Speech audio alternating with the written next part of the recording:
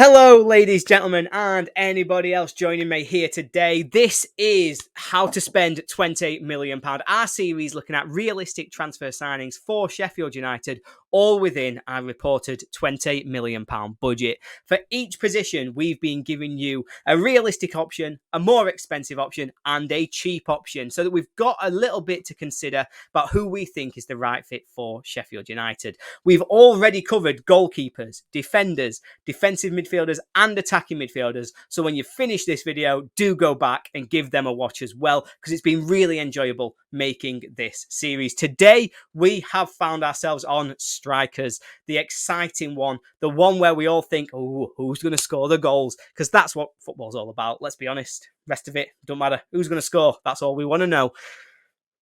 Right. Now, what does Sheffield United need from a striker? Last season, we were playing one up front with an attacking midfielder in behind. 𝗟𝗓𝗓𝗂𝗏 was fantastic as that number 10, creating chances and really being the player who we look to for our creativity. So our striker was more static. He was a little bit in the mould of a traditional number 9. We played 𝗟𝗓𝗓𝗏𝗏 quite a lot. Obviously, 𝗵𝗿𝗱𝗶𝗶𝗲 had a lot of success in this Sheffield United team over the last few years. But maybe this summer is one where we look for somebody with a slightly different profile, somebody who's going to offer us something that maybe we've not had for quite a few years. And that brings me on to our first option, and the player who I personally would be going all guns blazing to try and bring in this summer, Cameron Archer. Now, Cameron Archer, we all know, spent the second half of last season on loan at Middlesbrough Football Club and was a huge part of their rise from lower mid-table up to finishing in the playoffs. He played 22 games, got 11 goals and 6 assists. So that is 17 goal contributions in 22 games, which quite frankly is a pretty ridiculous return.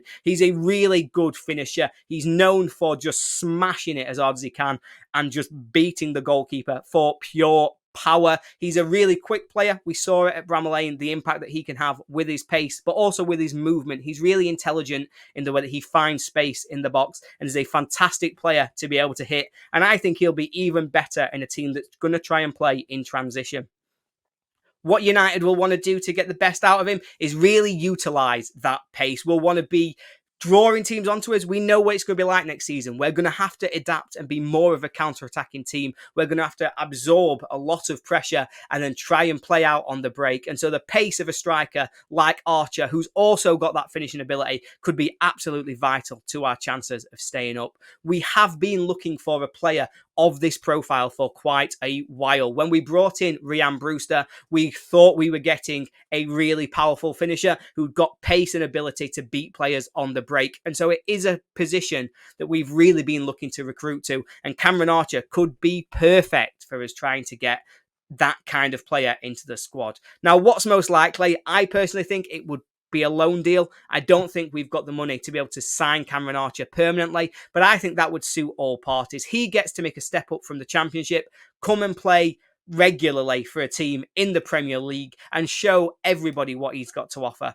Aston Villa get to see him develop for another season. They get to see his development in the Premier League. I don't think personally that Unai Emery is going to be sat there going, I tell you what, I want to take a chance on our young kid from our academy, because that just doesn't seem to me to be what Aston Villa have been about these last few years. I think they're probably going to rely on Watkins. They'll probably make a fairly big money signing to also bring in a striker, which means that he should be available for us. And again, that is win-win. We get the player that we need. He gets a year's development in the Premier League, and Aston Villa get to see what has he got to offer in the Premier League and either boost up his value or see what he's got to offer them for next season. So to me, it's a no-brainer. Number one choice, Cameron Archer.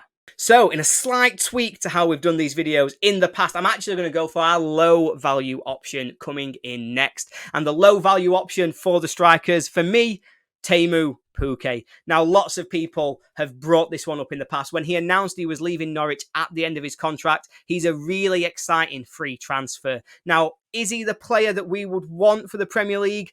I'm personally not 100% sold on this one. He's got a really good record. He got 11 goals in his last 2 Premier League seasons. Now, that's for a Norwich team that were finishing rock bottom and were really rotten. Like, they were just bad in the Premier League. So for him to have got double figures for goals in both of those seasons is really, really impressive. He's also had some fantastic seasons in the Championship mixed in and around that. I think he got 28 when they won the league a few seasons ago. I think he got 20 again when they were promoted 3 years ago. And then last season, he still got 10 goals, despite it not being a good season by his own standards. So despite my own misgivings, this is a goal scorer. This is somebody who knows that if you give him a chance, he is going to put it away. And he has proven that time and time again in the last few seasons. Now, is this one realistic? Well, let's look at what 𝗶𝗶𝗀𝗏 himself has said over the last few weeks. He said he's leaving Norwich and that he doesn't really want to go to another team in England.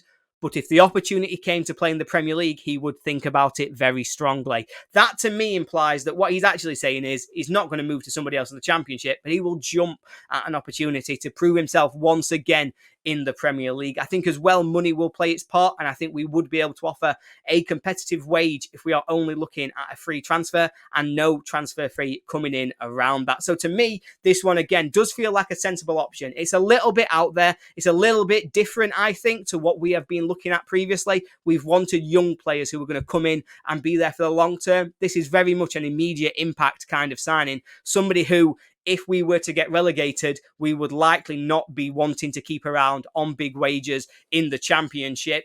But to me, is that a gamble worth making? I think if we can't find a Cameron Archer, then you can do a lot worse on a cheap option than Teemu Pukki. Now, some people in the comments, I'm expecting it already, you're going to tell me, oh, he's finished. And I'm going to say, no, he's not. He's only 32.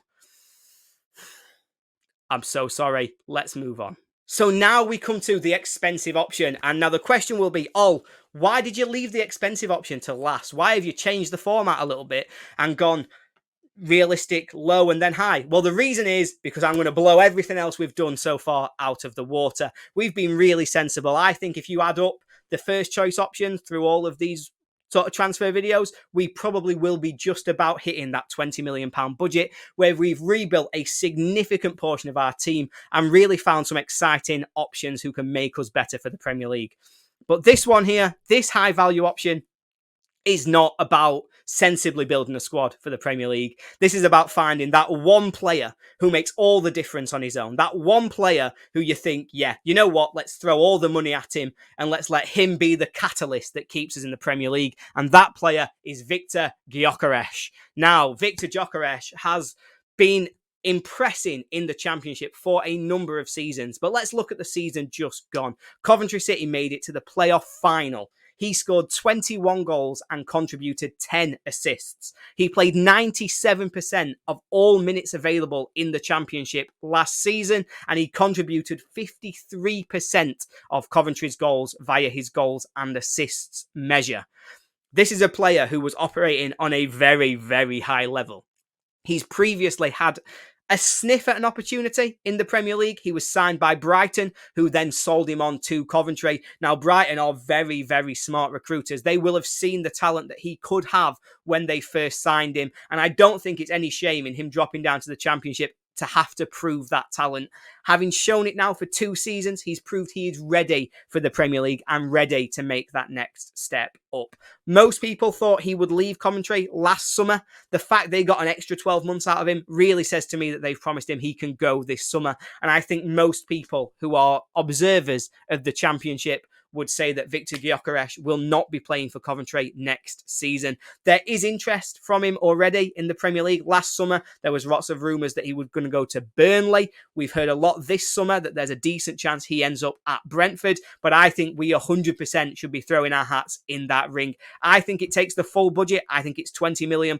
It might even end up being more than that. But for me, I think it's an option, and I think it's one that we have to try and get, because he is a superstar who is more than ready for the step up to the Premier League and will be a fantastic option to help us stay up. He plays the game in a slightly different way to the other players we've referenced. He's going to drop deep and be creative. He likes to lean out to the left as well, so you can maybe see him being utilised in a slightly different role to how we've used 𝗍𝗍𝗂𝗏, especially how we've used Billy Sharp. But overall, I just think he's really, really exciting. And if we only wanted one player, this is the one player we should be going out to get. But that's just me. Please do let me know what you think. Who do you think is the right option for us to be trying to sign at centre forward? Tell me in the comments. Let me know if you've enjoyed these transfer videos by hitting like on all of the videos, the goalkeepers, the defenders, the midfielders, and now the strikers, and drop us a message and let us know if you want to think about other positions you think we should be doing. If you think we should revisit these videos further down the line in the summer to see whether or not any of these targets have come in, but also if any new targets might have emerged, and we will see you soon. Thank you very, very much for watching. Up the Blades.